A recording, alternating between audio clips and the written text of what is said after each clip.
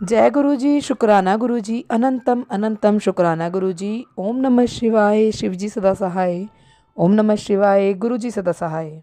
गुरु जी के चरणों में कोटि कोटि प्रणाम और सारी संगत जी को जय गुरु जी। संगत जी, गुरु जी कहते हैं सत्संग सुनने वाले का भी भला, सत्संग सुनाने वाले का भी भला। तो संगत जी, आपसे एक रिक्वेस्ट है कि कृपया सत्संग को पूरा सुने। अच्छा लगे तो दूसरी संगत के साथ सत्संग को शेयर करें। और यदि आप भी अपना सत्संग दूसरे संगत जी के साथ शेयर करना चाहते हैं तो डिस्क्रिप्शन में दी गई ईमेल आईडी और व्हाट्सएप नंबर पर आप अपना सत्संग लिख कर या रिकॉर्ड करके भेज सकते हैं। आपका सत्संग भी दूसरे संगत जी के साथ ज़रूर शेयर किया जाएगा। और संगत जी, आज का सत्संग एक आंटी जी हैं जो अपना नाम शेयर नहीं करना चाहती हैं, उनका है। और ये सत्संग हम उन्हीं की जुबानी सुनेंगे। तो देर ना करते। जय गुरु जी, शुक्राना गुरु जी, अनंतम अनंतम शुक्राना गुरु जी। ओम नमः शिवाय, शिव जी सदा सहाय। ओम नमः शिवाय, गुरु जी सदा सहाय। मैं दिल्ली से बात कर रही हूँ। मुझे बहुत लंबे टाइम से अपना सत्संग शेयर करना था और मैं नहीं कर पा रही थी। अब गुरु जी की मर्ज़ी है तो आज मैं अपना सत्संग शेयर करना चाहती हूँ। जो भी गुरु जी बुलवाएंगे, किसी को मैसेज देना है उन तक पहुँच जाए एंड सबको गुरु जी की ब्लेसिंग्स मिले। तो जैसे कि गुरुजी बोलते हैं हमेशा कि शुरुआत से शुरू करो। तो मेरी शुरुआत हुई थी गुरुजी के साथ 2023 में जून में। हुआ ये था कि मैं पहले जब दिल्ली में थी तो मैं अपने एक फ्रेंड के साथ छतरपुर मंदिर गई थी, बड़े मंदिर गई थी। बट उस टाइम पे मुझे एज सच कुछ कनेक्शन फील नहीं हुआ था। लेकिन उसके बाद जब मैं मुंबई चली गई तो मुझे थ्रू एंड थ्रू कहीं ना कहीं से बस सुनने को मिल रहा था कि आप गुरुजी की संगत हो, आपको वहाँ देखा है। तो मैंने सोचा कि यार मैं तो मुंबई मंदिर में नहीं गई हूँ, इन लोगों ने मुझे कहाँ देखा है। तो बहुत बार सुनने के लिए आ गया था। और जिस फ्रेंड के थ्रू मैं दिल्ली में कनेक्ट हुई थी उसने मुझे बोला था कि मैंने तुम्हारा हाथ पकड़ा दिया है गुरुजी को, मुंबई जाके ज़रूर जाना। बट 2 महीने हो गए थे और मैं नहीं गई थी। फिर जून में जाकर मैं मंदिर गई जब मुझे बहुत सारे इंडिकेशंस मिल रहे थे कि नहीं मुझे जाना है, मेरे को जाके देखना है। और जब मैं वहाँ पहुँची गोरेगांव में तो मुझे इतना ज़्यादा अच्छा लगा और इंस्टेंट कनेक्शन फ़ील हुआ गुरुजी के साथ। और मैं वहाँ जाके बहुत रोई। वहाँ पे गुरबानी शब्द चल रहे थे और मैं बहुत ज़्यादा रोई सुन कर। और मुझे खुद नहीं पता कि मुझे क्यों रोना आ रहा था, लेकिन मैं रोई जा रही थी। एंड मुझे बहुत ज़्यादा एम्बैरेसिंग भी लग रहा था क्योंकि मैं पहली बार गई थी और इस तरीके से रो रही थी। तो मुझे लग रहा था कि सब क्या सोचेंगे। मुझे ये चीज़ नहीं पता थी पहले कि इस तरीके से आपके कर्म कटते हैं। बस उसके बाद नो लुकिंग बैक।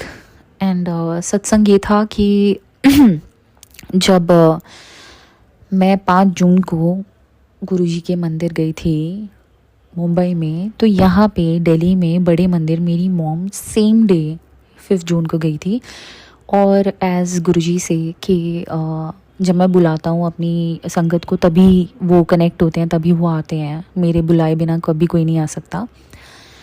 तो ये मेरे लिए बहुत ज़्यादा शॉकिंग था क्योंकि मैंने अपनी मॉम से कुछ भी डिस्कस नहीं किया था। और उससे पहले फिर मुझे याद आया कि पिछले साल मतलब 2022 में मैं एक बहुत ब्रीफ टाइम के लिए गोरेगांव में रही थी। And it was just 20-30 steps from Guruji के आश्रम जो गोरेगांव में है। एंड आई वाज शॉक्ड कि मैं इतने टाइम तक मतलब 1 वीक तक भी यहाँ रही थी और मैंने बोर्ड देखा था वहाँ पे कि गुरुजी का आश्रम करके ऐसे एरो लगा हुआ है, बोर्ड लगा हुआ है। बट मैं कभी नहीं गई। मतलब मैंने मॉम से भी पूछा था कि मम्मा ये क्या है, बट उन्होंने बोला हाँ बेटा ये गुरुजी हैं। मैं एक बार बहुत पहले गई थी, बहुत सालों पहले जब पापा की तबीयत ख़राब थी। बट तब भी वो कनेक्ट नहीं हुई थी जब बहुत सालों पहले गई थी। और तब भी मॉम ने 2022 में भी इस तरीके से ही बोला था कि हाँ मतलब है गुरुजी, जाना हो तो चले जाना। बट उन्होंने ऐसे कुछ फोर्स नहीं किया था। And now in 2023 in June on June 5 हम दोनों साथ में कनेक्ट हुए। And it was just Guruji's blessing. And तो ये मेरे लिए बहुत ज़्यादा सरप्राइजिंग था और एक मिरेकल जैसा था कि गुरुजी अपने साथ एक ही फैमिली से 2 लोगों को अलग अलग स्टेट्स में बुलाया। And that was very beautiful for me. And उसके बाद बस मैं कनेक्ट होती चली गई। मुझे समझ ही नहीं आया। मैंने फिर डिसाइड किया कि मैं हर हफ्ते मंडे टू मंडे गुरुजी के आश्रम जाऊंगी मुंबई में। एंड मैं जाती भी थी। फिर उस टाइम पे एक दिन मंडे को, मतलब मैं हर बार मंडे को पहले मंदिर जाती थी शिव जी को दूध चढ़ाने के लिए। और मैं शुरू से बहुत ज़्यादा स्पिरिचुअल रही हूँ, शिव जी की भक्त रही हूँ। तो वो एक मेरी था, मतलब मुझे अच्छा लगता था जाना मंदिर। तो मैं वहाँ गई और मैं अपनी टर्न का वेट कर रही थी दूध चढ़ाने के लिए। वहाँ पे बहुत ज़्यादा भीड़ थी। तो पीछे से आवाज़ आती है मुझे एक आंटी की, ओम नमः शिवाय, शिव जी सदा सहाय, ओम नमः शिवाय, गुरु जी सदा सहाय। और मैंने एकदम से पलट के देखा क्योंकि मैं नई नई कनेक्ट हुई थी। और मैंने सीधा जाके पूछा, आंटी आप गुरु जी को मानते हो? And she was so happy कि अरे बेटा यू आर सो स्वीट, हाँ मैं गुरु जी को मानती हूँ। आप कब से जुड़े हो, आप कहाँ से हो? उन्होंने सारी बात की मुझसे। एंड क्योंकि मेरा घर जहाँ पे मैं रहती थी मुंबई में, मैं ओशीवारा में रहती थी और मैं गोरेगांव जाती थी। इट इज़ लाइक प्रीटी फार। तो मेरा अप डाउन में ऑलमोस्ट लाइक हाफ डे मेरा चले जाता था। और गुरुजी ने मेरे लिए वो भी आसान कर दिया और एक संगत को मेरे साथ जोड़ दिया मुंबई में।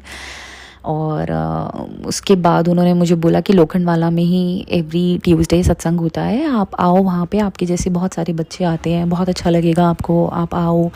And I was so happy कि मतलब मुझे एक मतलब संगत मिली और मुझे और भी संगत से मिलने का मौका मिलेगा। एंड फिर मैंने वहाँ जाना शुरू करा। एंड बहुत प्यारी संगत मेरे को मिली वहाँ पे।